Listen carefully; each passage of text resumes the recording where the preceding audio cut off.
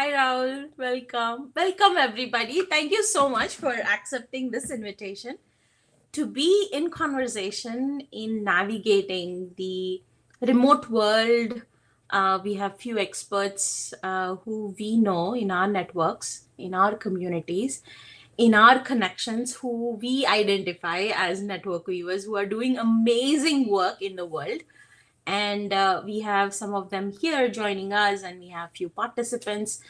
um, I am Joe, your host for today, and I'm being supported by Amy on the technical side and Vida on just holding me as I hold space for all of us.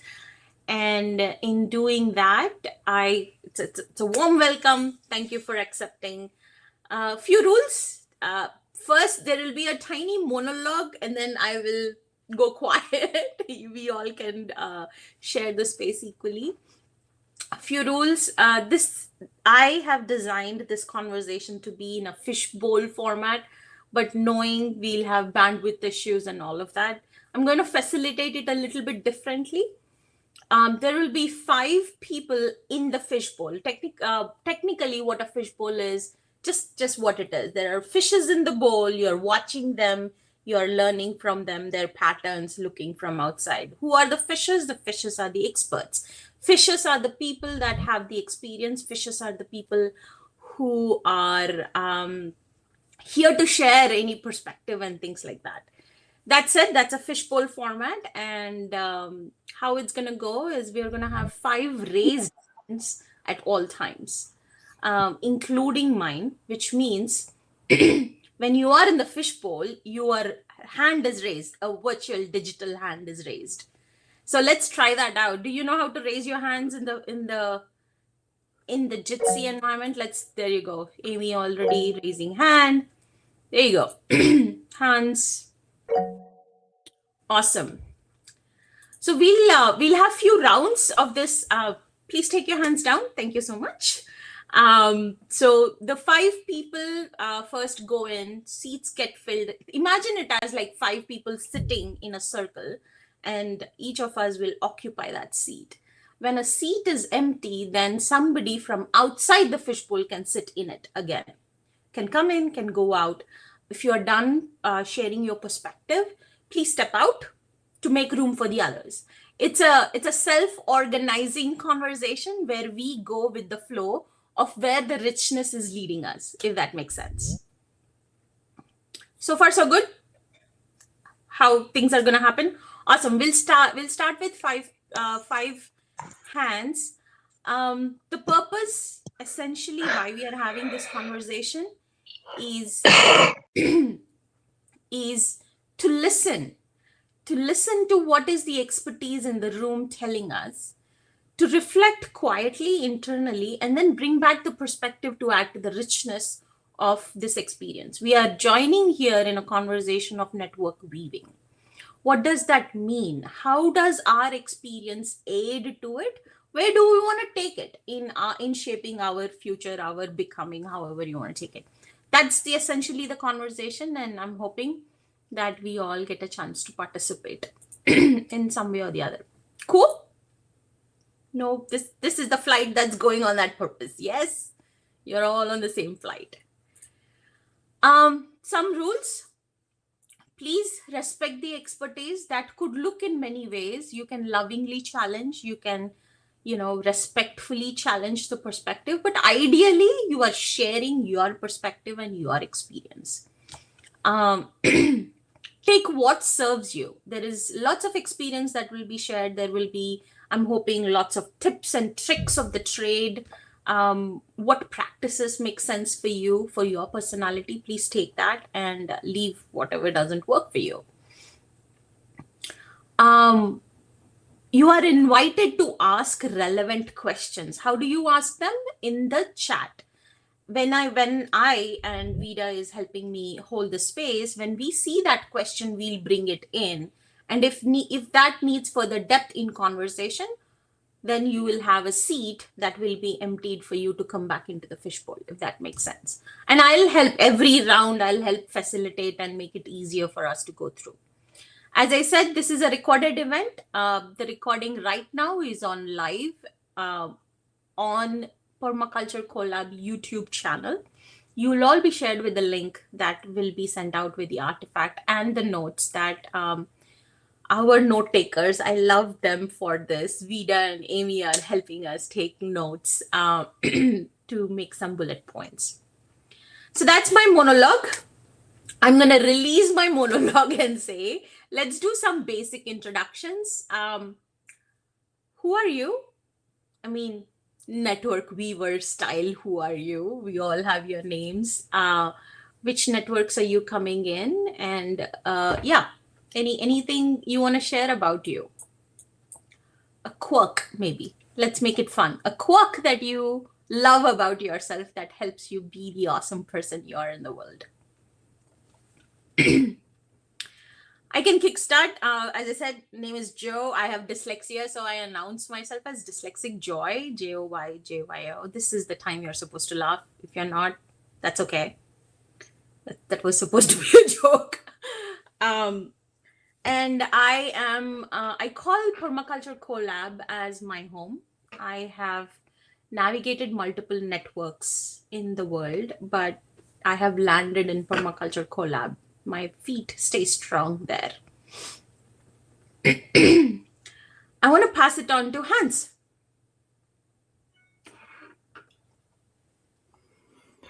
All right.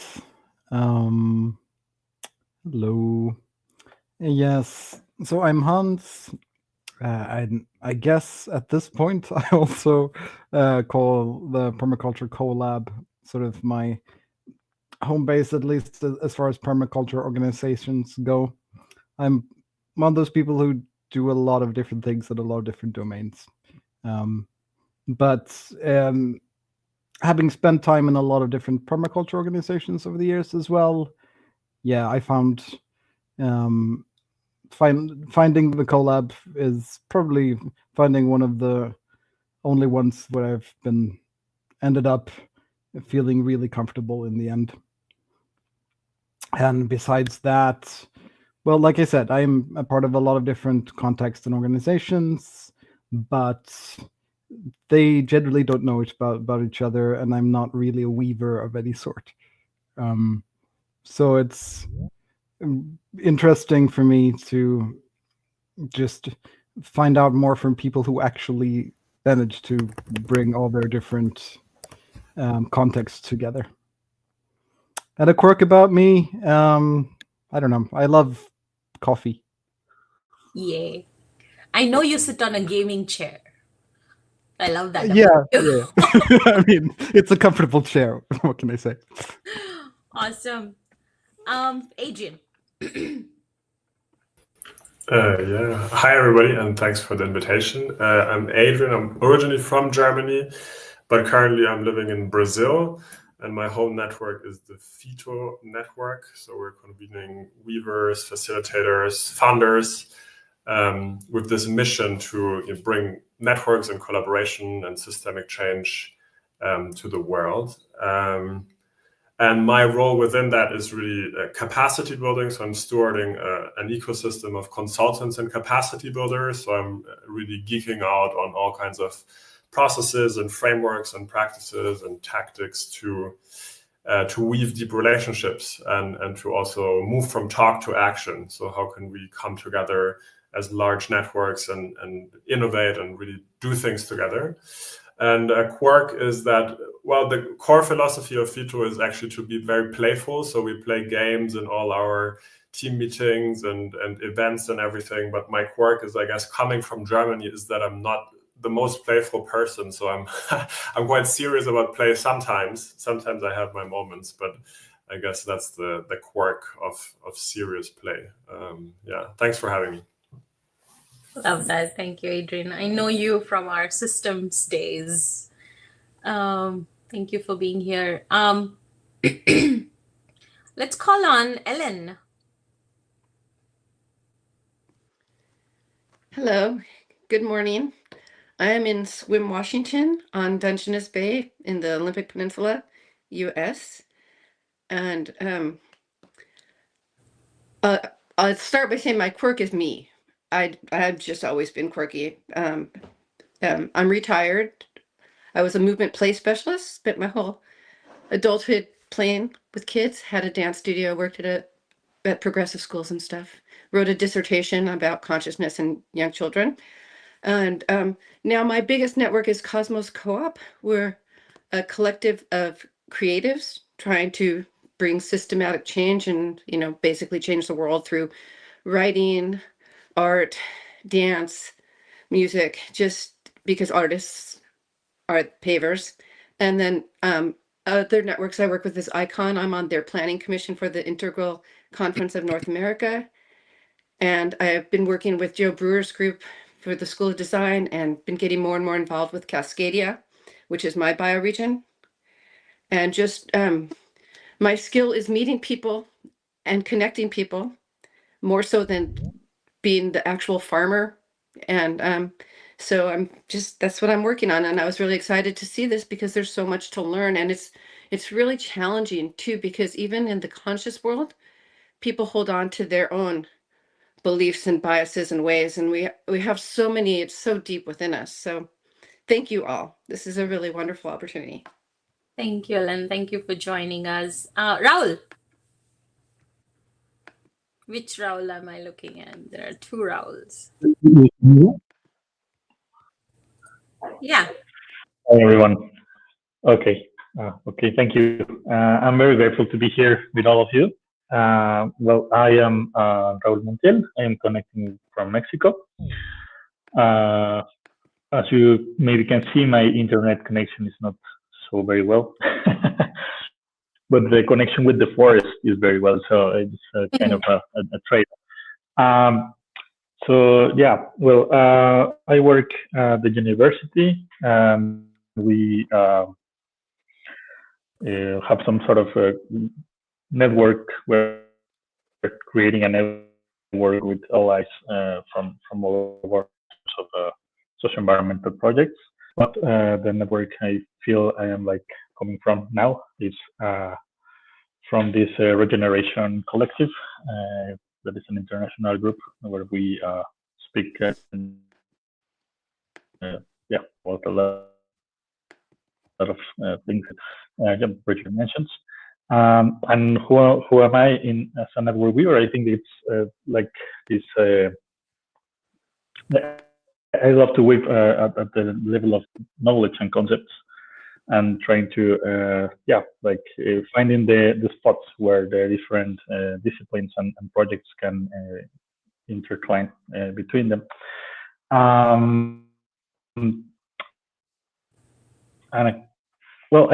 say the quick about the connection. But yeah, I'm actually reading myself coming from some plants that I picked from the outside, from the forest, and so I feel a lot connected today with nature. Thank you, Raul. I know you from Region Collective. Thank you so much. I'm going to invite Mr. Dubé. Brandon, are you here? Can you unmute yourself and check in with us? Brandon? I can. Oh, there you Yeah. Can you hear me okay? Yes. Okay. Yeah. My name is Brandon. But I also have a lot of other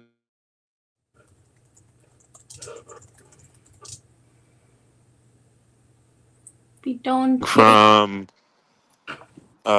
Southern Virginia, maybe like 2 hours south of Washington D.C. In the U.S. And yeah, I come here because of the warmth of the community. I think I have been a bit absent from the permaculture space, but I know a lot of folks have found deep relationships and community here, and I think like that's something that's inspiring me to join today. Um, I am my quirk. That's like hard. I'm trying to like think of something off the top of my head, and Hmm. I can't really think of one. Do you have one, Joe? I was For gonna say, me? first time I saw you was on a belonging conversation, and I was like, oh, I need to meet this guy. And this was like many, many years ago, like at least 5 years ago. So, something I love about Brandon is his connection to communities in a more personable ways, or groups in a personable ways. I wouldn't say that's a quirk, but something I like. And that's why I said, hey, Brandon, do you want to join? um, I want to invite Vida. And in about 4 minutes, we will start moving into the next round, which is beyond introductions. Vida? Thanks so much, Joe. Appreciate hosting us here. So my name is Vida. I'm calling in from the Drakensberg, northern Drakensberg, Meluti Mountains bioregion, and like that identification because I'm not a big fan of borders and man-made names of things. Yeah, I think CoLab also is very much a space that I call home. But I'm also with Raoul at the UN Regeneration Collective, and I've bumped into Adrian at Fighter. I'm quite new at Fighter, so just touching little threads here and there. And then there's a couple of local networks like SOSA, which is a South African Organic Association. I find them really cool. And Equelo Healers is one that I've been very invested in, which is a network of people that identify as healers. And we do work in climate, we do work at society level, and we do work at self level. It's just a cool way to pull people together. And I think a quirk about me, probably you can hear in the diversity of networks that I'm in, is that I have so many interests and passions and activities that I end up being like an outsider in all of the spaces I'm in. And I have this kind of like feeling of being an alien often. And that's a little bit of neurodivergence. But it helps me to bring in the marginal voices in a network. So I think it's actually quite cool once you're out of high school to realize it's a superpower. Yeah. Thanks, Joe. Love that about you as well. And I think you and I connect in that space of like bringing the systems lens from our experiences. Ivona, are you coming in as a network weaver or as a participant? I'm coming in. I'm just figuring out Jitsi still. And I made myself big, and I don't know how to make myself. I don't know if that's just for me, but if you can, please make me not big on the screen. Yeah. So I'm Ivona, and I was thinking about my networks, and one is one is the Warm Data Community. That's a network for me. And then another one that's not so formal in some ways is Bosnian diaspora, because I'm part of organizations that do some things around that and connected to other people, and other other networks kind of tangentially too. But those are the ones that I'm most active in from day to day. And quirk, I'm not even going to go there, but I don't know. Quirkiness is just part of things. I guess I'll just say that for everybody. But trying to name it to strangers feels like a lot now, so I'm not gonna do it. All right. That's all right. A no is a good answer for all of us. Thank you. I know Ivana from the Sisterhood Moon Cycles that Amy and I host. So we've become really close from there, and then all things weave. Yes. Josie, and then Amy finishes off on this round, please. I think I've unmuted myself. I'm Josie. I'm currently in the UK, but I live and have lived in Malawi for about 25 years. And I guess my way into this is I set up a small organization in Malawi initially, trying to do community work and re-establish what I saw as a development. And so I really started more at the ground up because I didn't like what I saw in Europe as a development.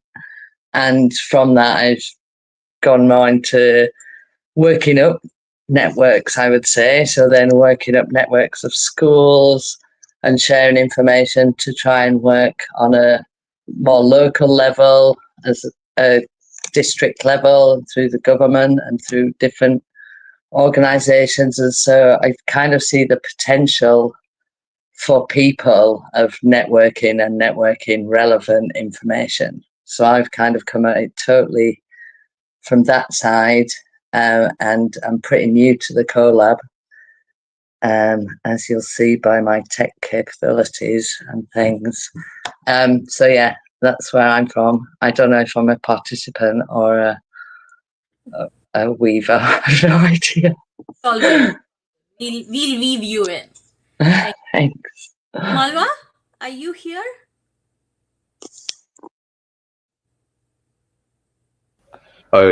Yeah, I'm here. Can you hear me? Yep. Yeah, for some reason, it's not letting me turn my camera on. Yeah, I'm kind of more a participant, although I do aspire to be a network weaver or like an eco-village facilitator. Network I'm coming from is the International Permaculture CoLab, and say quirk about me. Well, it comes to mind for me is like quirks, kind of relative. So maybe like Vita said, like can feel kind of like an outsider, or like if I'm more like a mixture of different cultures. Like I was born in Paris, but my father is African and my mom's American, and I'm like open to a lot of different international cultures and languages and perspectives. So it's like just the this openness and international aspect kind of could make me be seen as quirky, like anywhere in the world, since people tend to be focused more on their local cultures, and then different languages and cultures are Yeah. seen as quirky. Yeah. Thank you for sharing that, and I hope you take a ton away from here and then bring back your experience. Well, All right. Amy.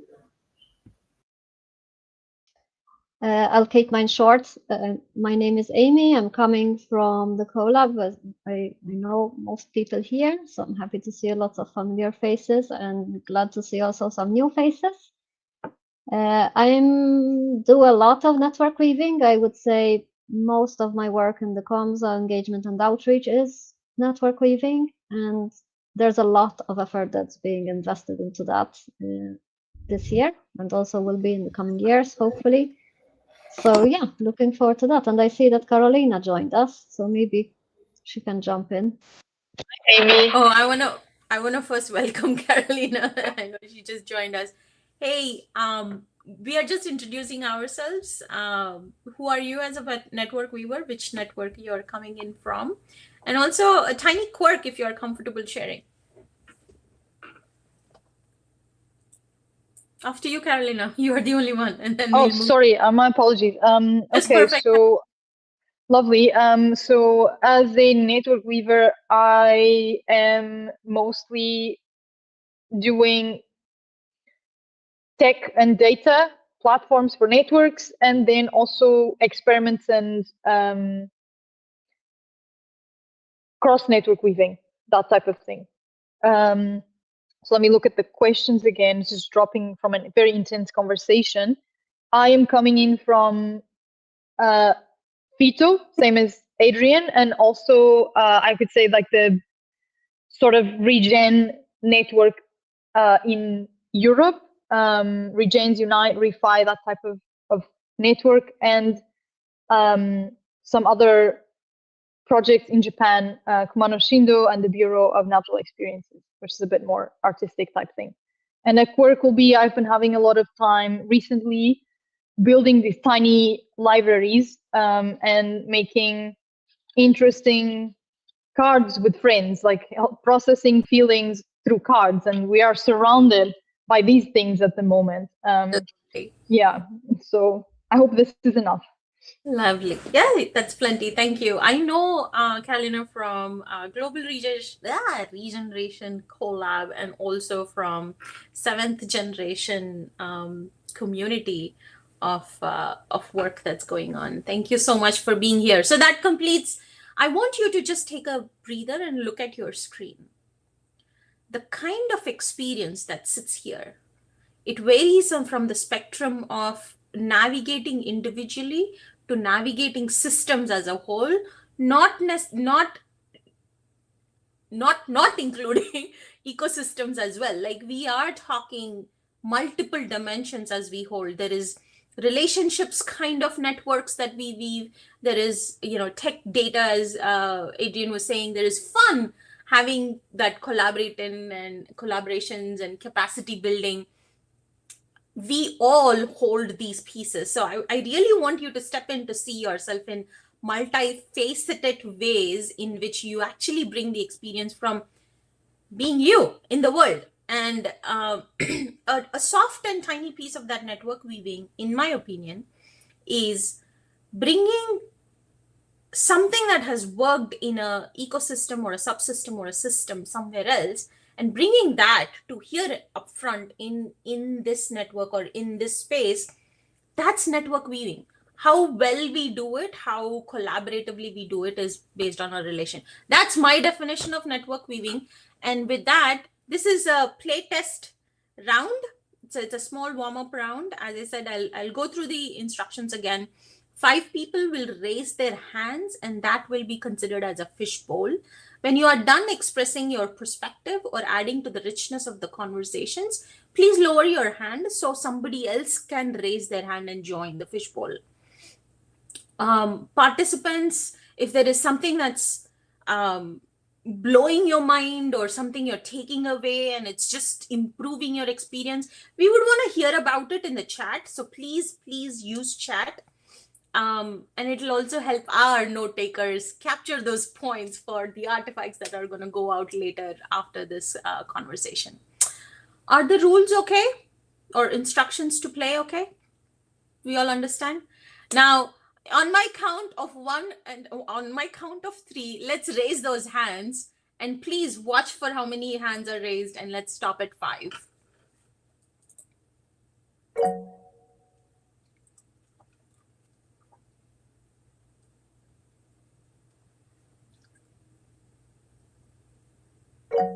Nobody's raising hands. Why is nobody raising hands? Go on.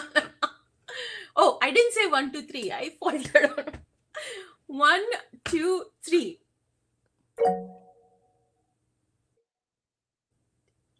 You have to be a bit more confident, people. Go for it.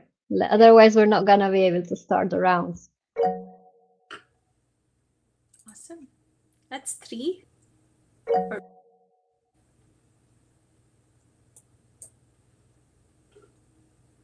Cool. 1 more? How do I see? Why is this raising hand not working, Amy? Or is it working? I'm sure it's working fine. You have to leave it raised. You have to leave it raised. That's what she says. So let's leave it raised. Okay, let's start here. We'll have 2 empty seats. So my question now, Adrian, Ellen, Carolina, you are in the room with us in the fishbowl. My question is, why is network weaving important according to you in today's time? With all that is going on in the remote collaboration, we are just going right deep into it. Why is it important to network weave? Whatever your definition is.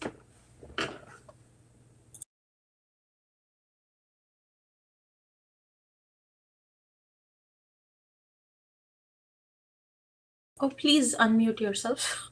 I think just one of the main reasons I think is because we are facing like complex problems, and networks that are well weaved are adaptable and have capabilities to respond and to transfer information, innovate in ways that other standard organizations do not have.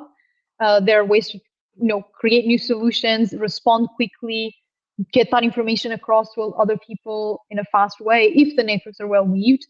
And also not just as a response to issues, it's also in the bright spots. If there are good networks, as soon as there's a solution that really works or something that is really a bright spot, that can also be spread out.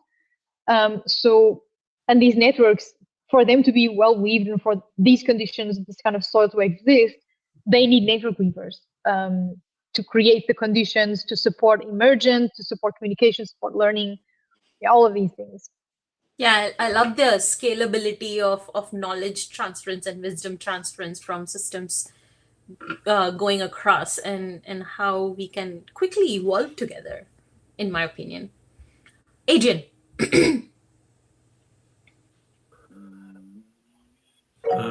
I keep the hand up, right? Why is network weaving important today?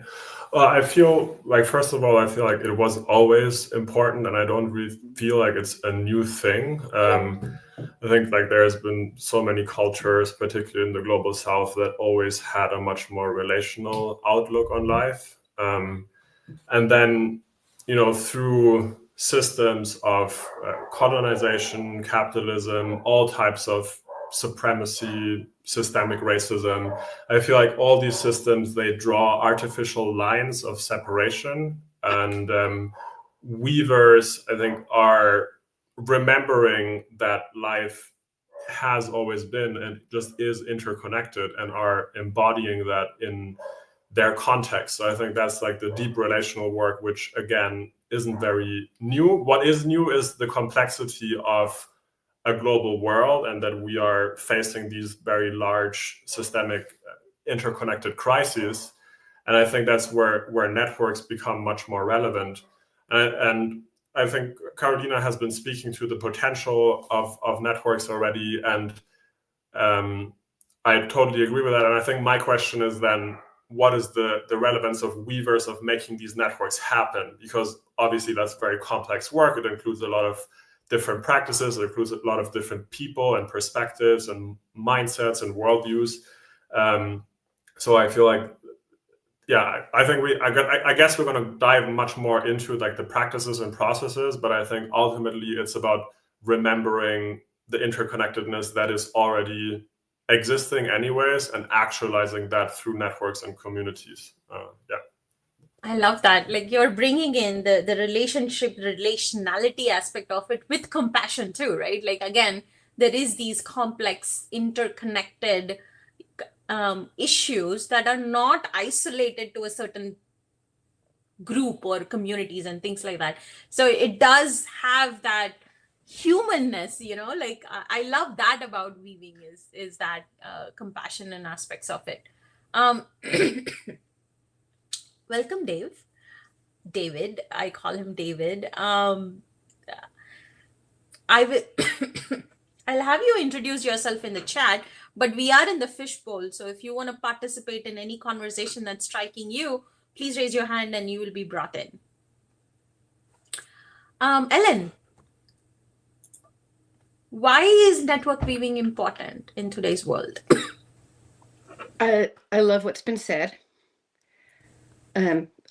I personally believe we are in a big evolutionary change for humanity, and I like to see the good and think that we have the potential, especially through younger humans, to remember that we are part of the earth. We are the earth. We are stardust. We are earth, whatever you want to say. And there's a lot of good work going on. And what's been frustrating me for years, since COVID, especially when I thought we had a chance for the pause to get the networks and groups together and we were going to do it. And instead we're fighting. I don't like the word fighting. We're working twice as hard because we're being attacked by so many groups and people wanting to hold on to what's not working. And not only is it not working, it's destroying. So I think it's really important to connect all the networks that are working and doing, and we're all building the bridge while we're on the bridge. And if we don't communicate and work together, we're just going to be repetitive. And I don't know how much time we have. So I think time is of essence for the sake of the planet, for the sake of humanity, for the sake of the children. I Thank love you. that. I love that you bring in that intergenerationality, something that stands the test of time, something that, and even Adrian was talking about, this is not new. It's humans have always network weaved. There were messengers from one community to the other, taking the information from, oh, this is happening in the world, and this is what's happening. This is how we can also improve, and all of that is still happening. Amy. I think it's important, first of all, yes, and yes, everything that's been said before. I think it's important to not duplicate efforts where we can avoid it. So if we can open source our resources and information and other people can take it and build on that, I think that's one direction which could help us. And network weaving would help to share and highlight where these resources are, because also storage of data on the internet, like there's no shortages of websites, data repositories, YouTube videos, you name it. And we already have everything we need. It's just a matter of talking about how this data hangs together and where we're dipping into those resources.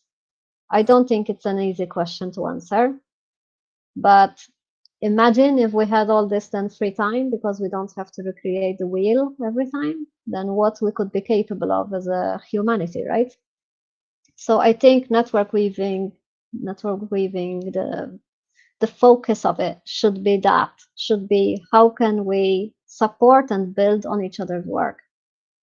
Yeah, I love that. The four voices that have spoken already are talking about the curiosity, innovation that Carolina brought in, Adrian brought in the relationship, the compassion for solving the bigger questions, being in that together, and Ellen has brought in the intergenerational, and Amy, you're bringing in the generosity. These are the qualities of I see the qualities of network weavers. They go in search of these and they align. They live out their true selves in these networks. At least that's how I see. Any thoughts that are emerging from the others that have not spoken before I bring in the second round of questions? Yeah, I can add something, which I think in some ways has already been said, but it feels like it increases possibilities when it works, whether it's, to get other people interested in what we're doing, see alternatives of what's possible, like keep us out of our own norms and mindsets that we've started building. Cross-pollination gives rise to diversity and newness altogether too, because when we're in our own bubble, there's a kind of limit to that. So just possibilities and the unknown and emergence feels like that is more available once you start talking to people who you're not talking to all the time and learning about what people are doing that you're not doing things with every day. Yeah, the emergence aspect of it. Adrian, did you have something? If not, that's okay. No, I thought my hand was lowered, so. Yeah. No worries. We are still technically navigating this. Josie, you wanted to say something? I didn't mean to put my hand up twice. Sorry. It links in just a bit more to what everybody has said, and especially what Adrian said about, I think networks have always existed. And it's about re-establishing those really important local networks. But you want to also, we live in an age where there's so much information and so much distraction from those. So you are trying to pull the relevant, isn't it, into into the relevant networks. And all the more importantly, if we're on about how we want to move forward in the world, it's going to be more decentralized. And these are all things we used to have to go to cities for, education and power and things like that. And as we move forward, things are going to be more decentralized, and people are living much more local. So how can you bring these and keep these good ideas into local networks? Yeah, I love that. I hear that interconnectedness that Adrian was speaking about, and also there is this autonomy that is applicable in a certain set of conditions that the network operates on, which may be very different from the other places that you probably have seen. But there is always a piece that comes over and helps in the growth and evolution and emergence of a set of group of people. Set of group. Very good. I want to move to a little bit of fun question, and that question is, what happens in an average day of a network weaver? The life of a network. What happens in the life of a network weaver? An average day. Anybody wants to come in?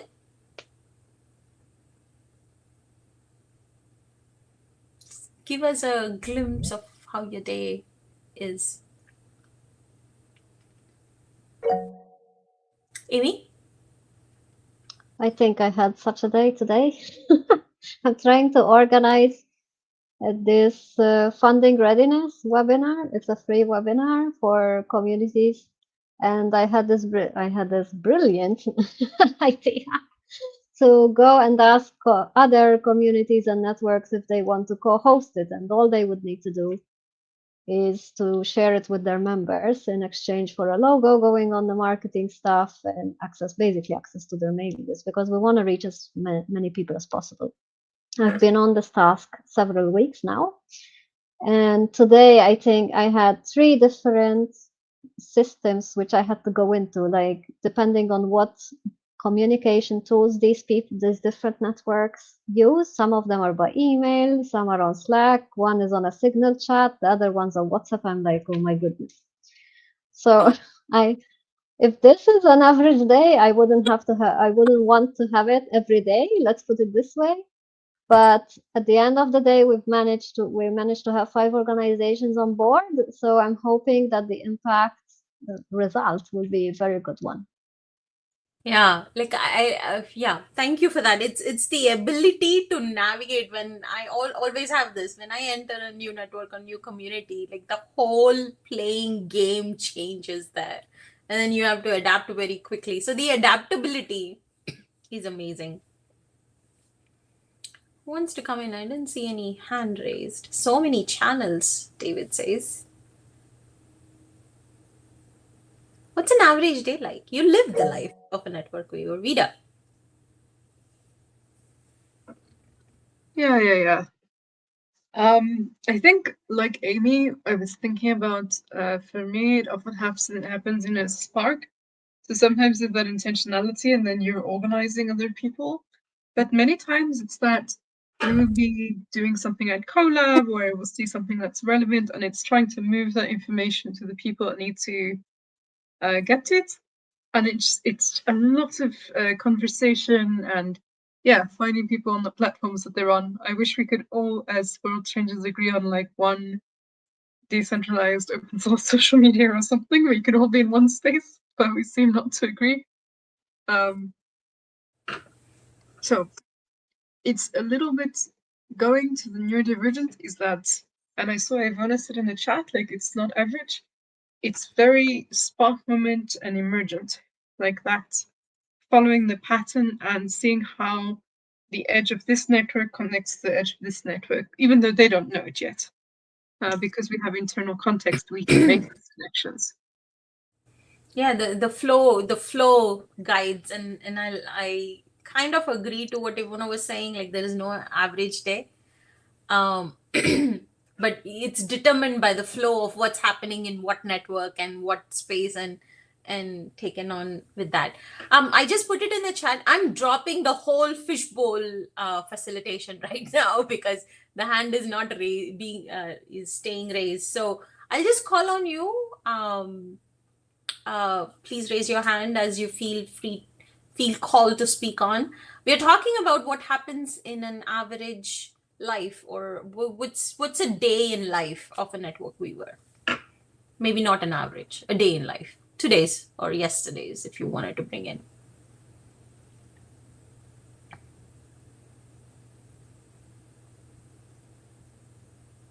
You can start with coffee if you wanted.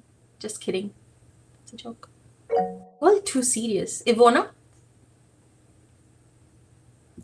I think conversations and emails are part of the day, right? Like, I guess whether it comes up more naturally in conversation or in messages, and then deciding to share something with somebody, like, oh, here, this thing is happening, or here is this thing that I've been part of. So somehow it does feel like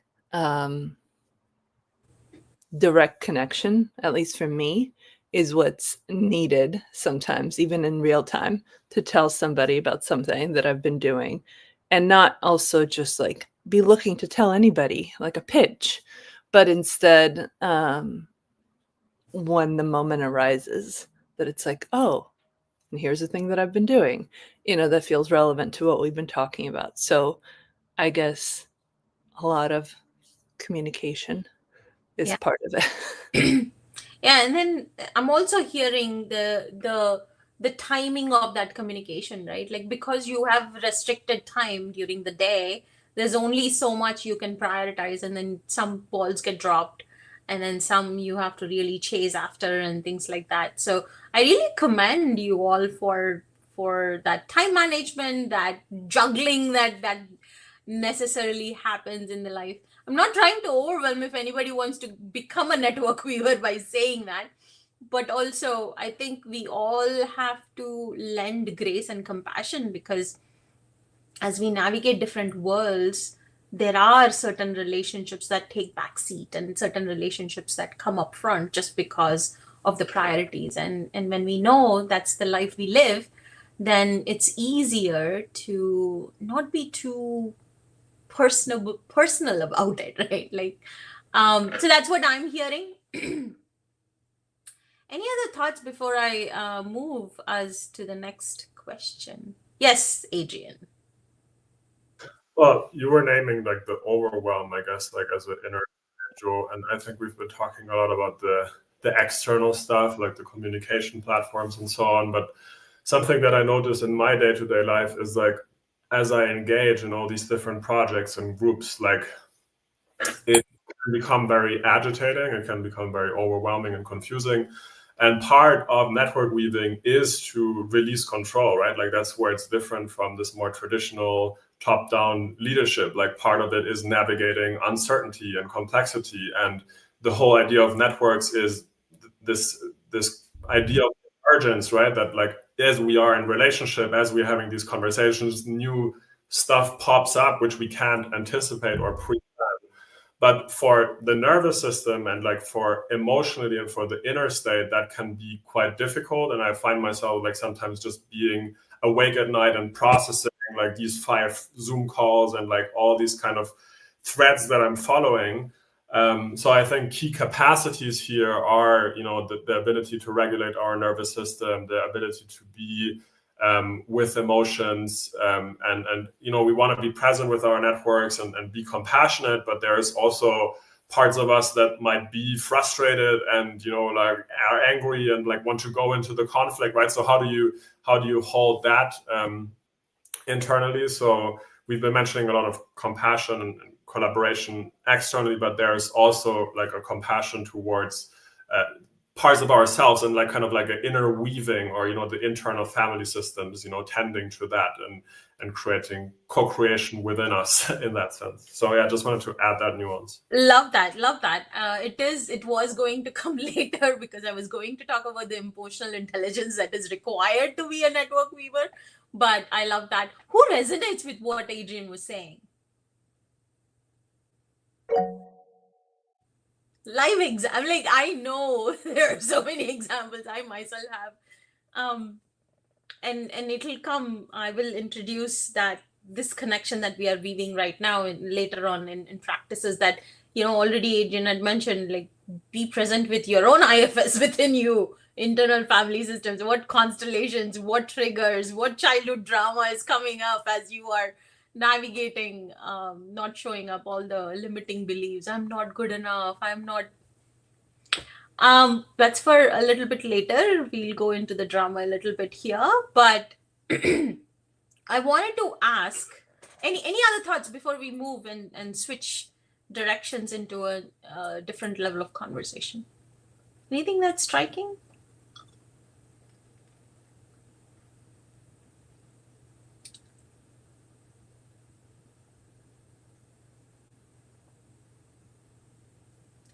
I'll just bring to your awareness my co-host, lovely Vida, is saying these are all the people who have not spoken yet, giving me reminders to call on to you. So just if you haven't spoken, please raise your hand gracefully. You'll be invited. Otherwise, I will eventually, softly, lovingly bring you on. That said, my next question, and thank you for the segue too, Adrian. What is alive in your network weaving practice today? What's something that you are keeping a vigil on intentionally? It can be self-care, it can be care for others, it can be care for your networks. What's something that's alive in your weaving practice today? Hey, David. You were insisting quiet people talk. It's still awfully early in the morning here Yes. in Berkeley, California. But it's great to see you, Joe, and everybody. Yeah, I've been kind of the last couple of months, I think, struck by how I just think the networking, the connecting is just so central to kind of where we need to be today. And I stuck a note in the chat to a book that a friend's written where she talks about the illusion of separateness. And I was really kind of taken by this notion. She's talking in cases where, like communities around New Orleans where, the white community, the black community is getting just nailed with this pollution, and the white community across the street sometimes doesn't know that it's got the same pollution, kind of, that there's somehow this notion that we're separate. And I just feel like that's such a powerful message that I feel like, it gets a little bit back to the how do you spend your day? Because for me, a lot of it's kind of this uncertainty of, am I doing anything that's very useful? And I've kind of tried to calm myself down with that and just say, this is directionally correct. The stronger our connections are, the better we understand each other, the more we can work with each other, the better it will be, kind of. And so just having that confidence, even if you can't see what you've done, which so often you can't, you just have to have faith that the connection is going to matter eventually. And so that's been kind of a growing realization for me, is just kind of, connecting is it. I love that. I love that. That's living a purposeful day, right? Like you are walking the path, and you're walking with the others that you truly believe in. And I call that home.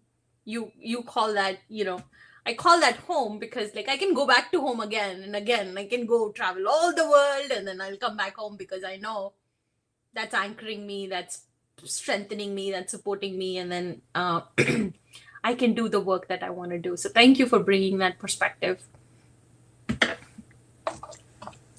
What is alive?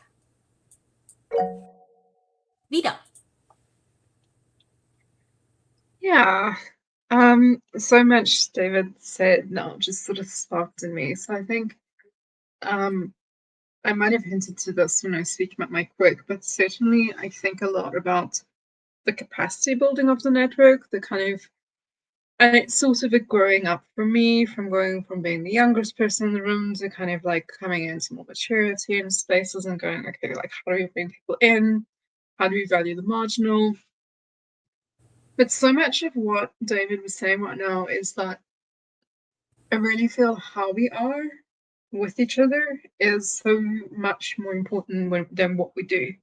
What we do is important, but how we are with each other takes, when you put the lens of collapse through that, when you put the lens of capacity building through that, and diversity and justice and all these amazing ideals, And I kind of started this journey and I went, oh my gosh, these are the problems, like, and then I had this little NGO and we're like, what do we do? We're going to like do gardens, and you think that's making a difference at some level. You do the gardens and you build community and you build people around it. And that was like our approach, is we first built the community that was going to tend the garden.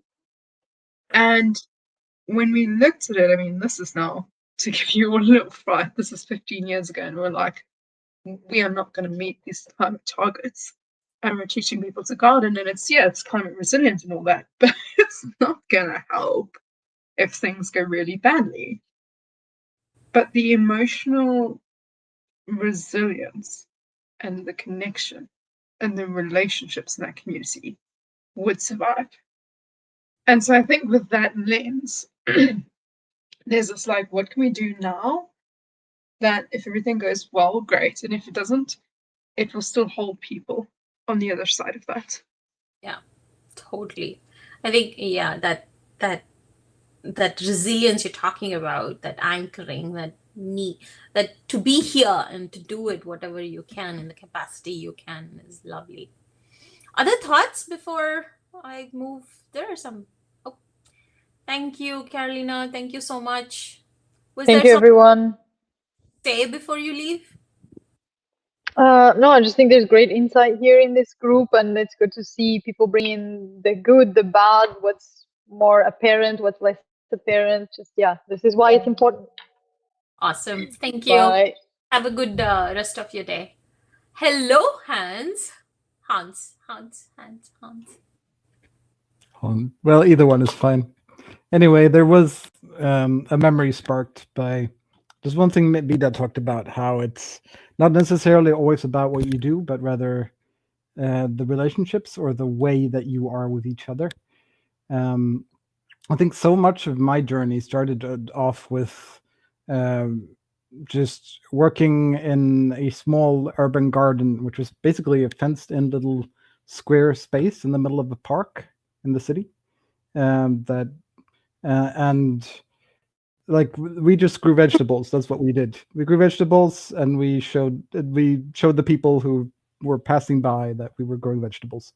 But beyond that, it was the way that this organization was built. It was the first time I was ever part of an organization that was built with consensus, with circling, with allowing everybody to have a voice and allowing everybody to have input in how we worked together and what our plans and our goals are, and so on.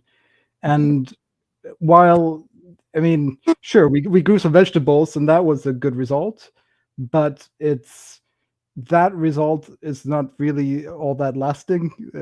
We ate the vegetables, now they're gone.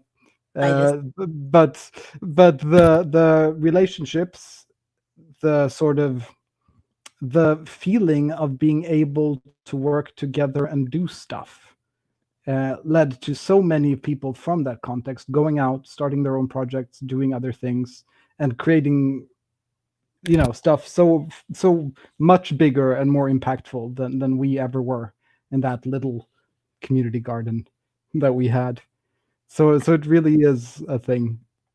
Yeah, I love that. Like the confidence when things go right or left, whichever direction you believe in. The confidence that you build and then you take it somewhere else and then you become the expert, right? Like that's why we all have ended up here, because we've done that and we still do that, right? I love that. And also I think what I heard in your narrative is also this living it for you first and then inviting others to be with you. And then that's a beautiful, in my opinion, aspect. Hi, Amy. You wanted to say something? Yes. I wanted to add to what Hans was saying, that I think network weaving in a way is a kind of act of active hope, because the person who's network weaving believes that actually being in a network actually matters, and that the skills that come from that, if you are able to sit down and work with other people in an online space where it's very abstract, If this online space goes away, let's say total collapse, if the online space goes away, those skills are still in us, that we can co-create, that we can take decisions together, that we can apply non-hierarchical models. All of that knowledge is enmeshed into who we are and how we work. And yeah, those are skills that don't go away after we finished being in a network, if that's where this is going. But even if there wasn't collapse, I think if we learn something here and then someone, members of these networks go away and start their own thing, then they're also taking away. There's a portability of skills that transcends the network in which it exists in. And to add to yes, and is the becoming of the individual also, right? Like they're not just skills anymore, they become your second nature, they become the way that you approach life in general. I think I love all these people on my screen. Going to start. I was saying before we stopped streaming was that I have relationships with almost all of you. 90% of you on the screen, I know you, and it's those relationships that I reached out and I said, hey, let's have this conversation, let's do something different, and something that we can put in the books of history of network weaving, if that is even uh, happening. That said, hi Brandon, nice to see you after a while. Anything you would want to add? What's alive in your network weaving? Yeah. Um, Quality of connection. I'm noticing having like internet issues that it does affect what you can receive and give. Um, and so like I've finally found a place where I can be connected and in relationship with you all, and I think that's part of what's alive. There are many projects, um, wonderful projects that I feel like you all are a part of in your personal lives. Um, but there's something unique about what's being cultivated here in the moment, and I'm trying to sense into that and appreciate that more. Thank you. Awesome. I think the gratitude of what we can do in the moment with the limitations of what life provides, I think is an essential piece of working with that aliveness in our lives as network. We were very much present in what's happening. So thank you for adding that lens. I do have one question a little bit deeper, and I want to invite for all of you who haven't spoken yet, lovingly invite, is how do you decide it's short term or long term with the networks that you go on? What are some of the things that go on in and around you that give you some kind of an information that I want to be here for a long term, I want to develop this relationship for a long term collaboration, or I want to try this thing and I want to get out? Like, I'm not giving answers, I'm saying like the spectrum. How do you make that decision? Or do you not make that decision? Raise your hands, people, or Joe is going to call. Hi, Ellen.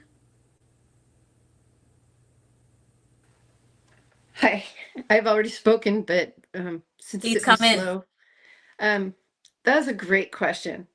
I've been thinking about that for like over 10 years, like working with this group and working with that group, and where can I best serve the greater good of all?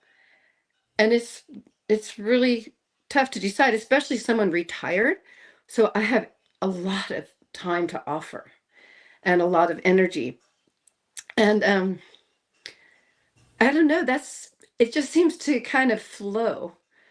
I'm really excited to be here with a bunch of other network weavers, because sometimes it just feels so lonely popping back and forth. Or I called it a bee. I was in one of Steve McIntosh's integral lectures. He does that once a month. And I said I'm a bee. I just seem to go everywhere and I buzz and I like offer my little, pollination stuff. And thank you for giving me that question. I don't have an answer. No worries. I actually thought about that. I'm actually going off script. We have a session lab where I have all the questions and the whole thing is designed. This question is very alive in my mind from this morning as I was getting me ready for this call, this conversation. So, yeah, how do you decide?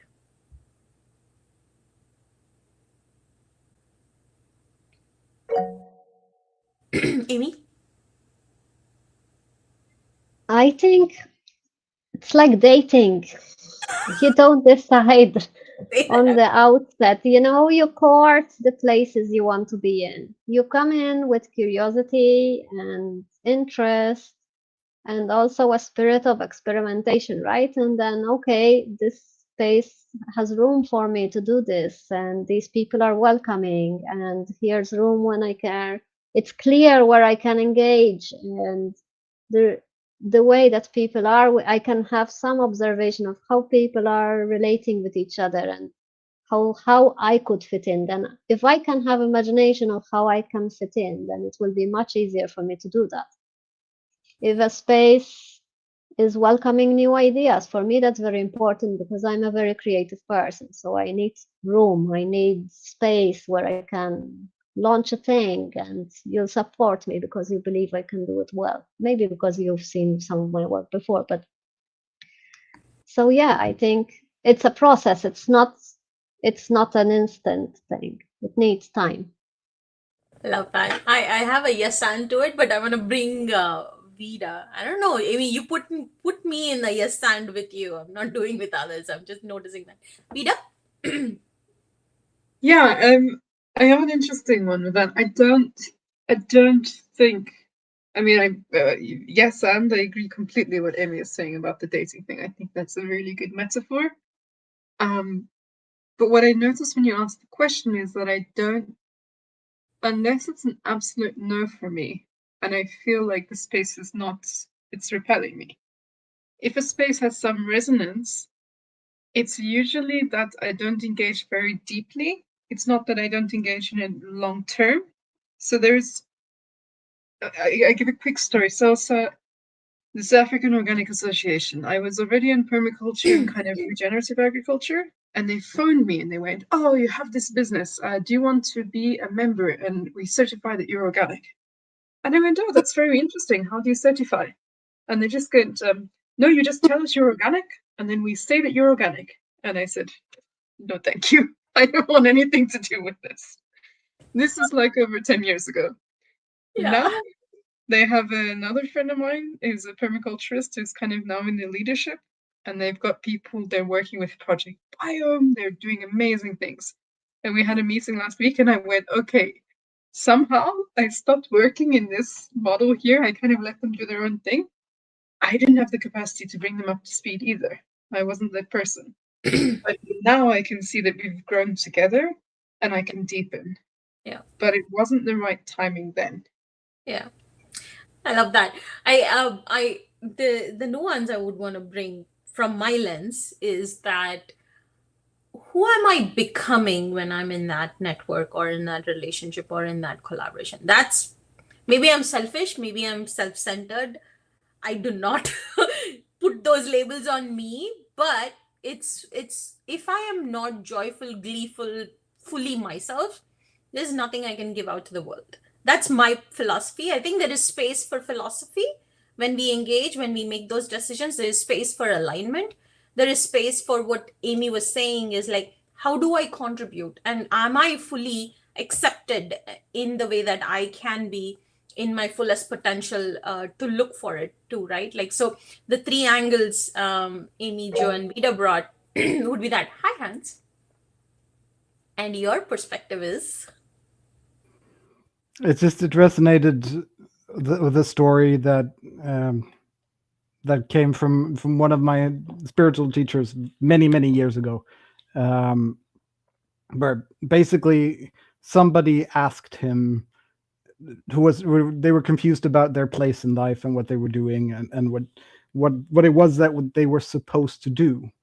uh, with their life. Yeah. So they basically just asked him straight up, "What am I supposed to be doing? What is right for me?" Um, and his answer was, look to what changes or what happens to you while you are doing things. If you grow, if you become sort of more loving, more open, and more knowledgeable, more capable, then this is the right thing for you. Do Absolutely. that, Absolutely. whatever it is. I love that. I absolutely love that. Um, I also say, if I can cry with you, if I can laugh with you, if I can play with you, and if I can actually go deeper with you in knowing myself and knowing you and our relationships, then I will do any work in the world. I'll learn the skill, I'll face the hardest truth, whatever it is, I'll be that. And that's my philosophy of network weaving. Because my first conversation is deep and my last conversation is deep, and I don't have any qualms about faking it ever. But that's a little bit of Joe's quirk, maybe. I don't know. Any thoughts before I bring us to a close? And it is coming to a close. Raul, yes, finally. Yeah, sorry. I'm a little bit struggling with the technology and also with the English because usually in Zoom I have the chance to read the captions, but now it's a little bit more challenging for me to understand you all. But I just wanted to add that has been like a important question for me lately because I tend to enter to a lot of spaces and then I don't have time to get up with everything. And yeah, it's something is for me is very like a feeling the space about what is the kind of relationships that are yeah like happening in that space, but also like in the yeah the kind of things that start happening. For example, there's some spaces where I am right now still that they use a lot of artificial intelligence, and they are like relying a lot of that on that for the yeah like the wrapping up of the sessions and writing and publishing and everything. And I say I'm feeling like this is going from yeah a genuine intention of building things to something that is stealing from actually like stealing or being extractive from the conversations that we are having by this intensive use of technology, because what we are projecting outside is not exactly what we are talking about. Actually, there's happening like a lot of filtering from this AI, and it's something that is not even that we are talking about.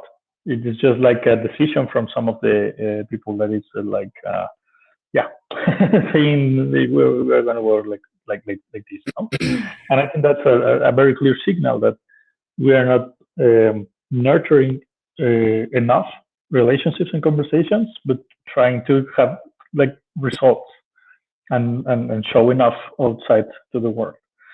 So that's for example a clear signal for me that this is not a long-term participation there, because I mean there are relationships and there are people, but the general intention and the way that things are moving is not aligned with my values.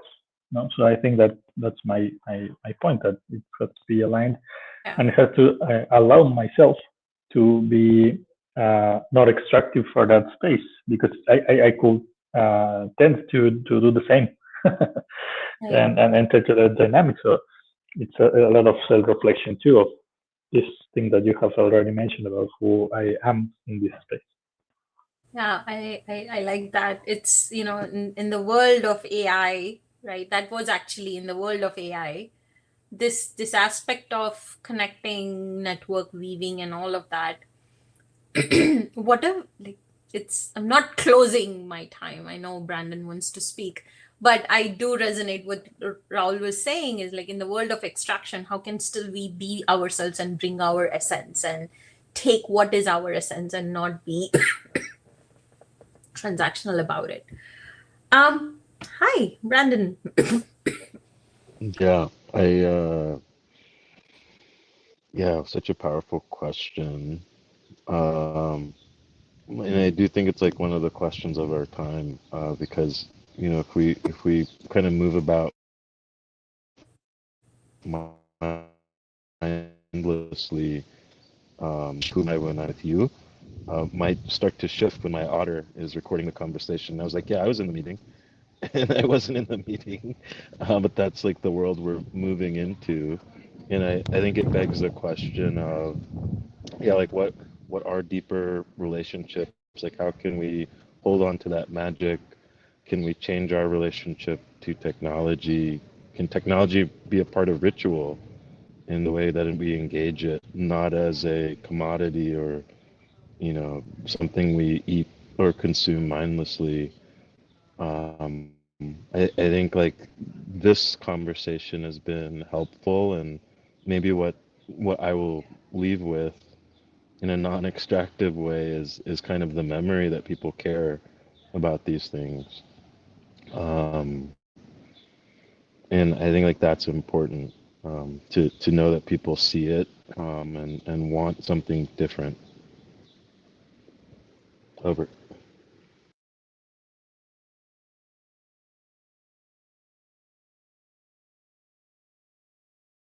Are you on mute? Of course, I'm on mute. I love I love the creating memories with the others who are on this journey, and to learn from each. In spirit of that, my next question, and we will wrap up here as quickly as possible. I promise I'll not keep you beyond the time you have given us. What is one key takeaway? A practice, a skill, a knowing? I know this conversation will not end here and does not end here, but the time does end. So, what is that one practice, one skill, one knowing that you are taking from this conversation into your world? It can be a word, it can be a sentence. Let's keep moving quickly. So, you have at least 3 minutes for me to close the session. Ellen? Discernment of where I want to give my time and energy. Thank you. Awesome. Love it. Hans, I'm going to start calling. You've been too polite. Maybe, Go ahead. yeah, like the dichotomy of nurturing people and relationships versus achieving results, and also the reflection of that, I think, was the talking about extraction versus essence conversation. That yeah, that's short enough. That's a longer. We've been talking about ethical AI and all of those conversations. Like that's in a completely different conversation. Maybe we'll host one day. I love that. Thanks, Hans. Ivona. Okay. Hope, appreciation, and warmth. They're not practices, but like, yeah, that's what I'm walking away with right now. It's a practice. Hope is a practice, dude. Hope is very much right. You're right. You're right. Jose. Taking away a lot. I've got a lot in my head at the minute. I ultimately think for any networking has got loads of good people involved, but it's really hard to achieve because everybody's really busy and it's very hard to knit it together. But I'm taking away my next. I always say, ultimately, you're trying to connect a lot of people with a lot of information. The information's massive, and it's about making the connections. So and you've got to do that in small steps. So I'm taking away my next small steps. Love it. Thank you. Adrian. Yeah, I notice that sometimes in my practice I have this posture of like, oh, there's all these threads and I have to all kind of bring them together because I see the connections. But I feel like in this conversation, what it enabled is this posture of like kind of like leaning back into the web and like knowing that you're all out there, like you're weaving, and there's this kind of natural unspoken understanding and alignment, and kind of like learning to trust that a bit more fully. So that's kind of emerged for me. I love that. I was gonna name that David had brought in this loneliness epidemic, and that was going to be my in the closing piece, but I'm gonna call on Vida.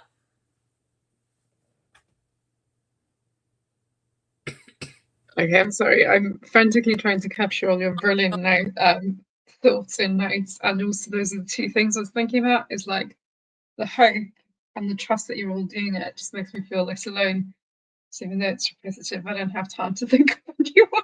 No, I get it. Raul.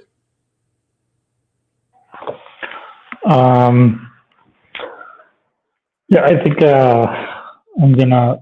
I think one of the things that you were saying about in the beginning of this space that is about this like the emotional dimension of all this work and the people who are in our networks are trying to look more at that this like this sensitive part of the women. Awesome. Brandon. Yeah, I wanna notice the visible facilitation and invisible facilitation that kind of held the space together. And then I also want to invoke the space and the people in it. I felt very welcome, even though I haven't been in touch with you, most of you before, but I am inspired. And so like I think that's the main thing I'm taking away. Not to give up. Don't give up. Yeah. Thank you. How am I not sharing my screen? I want to call on Malwa and then Amy.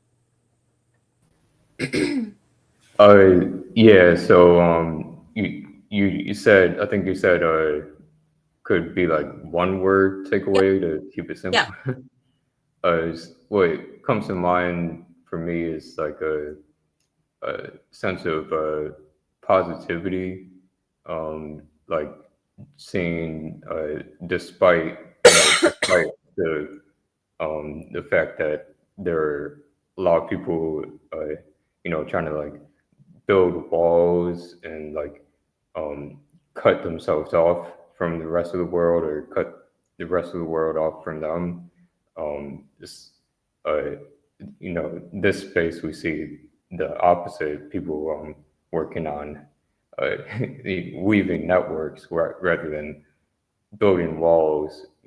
Can create a lot more positive possibilities for global collaboration. Awesome. Thank you. Thank you so much for noticing and acknowledging that. Amy? And that's last, right? I think we've heard from everybody. I don't know. I have like 2 brain cells left because this was a long. I've taken a lot of notes and I'll rewatch the session so that it can sink in a bit more. And I will put more notes on Vida's capture there because I could only do pen and paper. Yep. But yeah, this has been great. Thank you so much for hosting. Thank you. Thank you. The invisible facilitation that Brandon was talking about, I promise you, this is something that we've created together. This is going to go out alongside with the recording. You all can watch it and sink back again, lean back again, however you wish to do that. You will hear from us on an email again. And most importantly, I am tremendously grateful that you have said yes to this conversation. I'm grateful that you are out there in the world. I'm grateful that you are you in the world. I am in love with everything that you bring to the table, and it gives me tremendous amount of joy to be your host for this conversation. And also, I was being me in this conversation, and I love all conversations like that. Thank you so much for joining. We are at the end of time, but we will hang out for a minute or two. If you wanted to say goodbye, please unmute yourselves and say goodbye. And again, thank you for being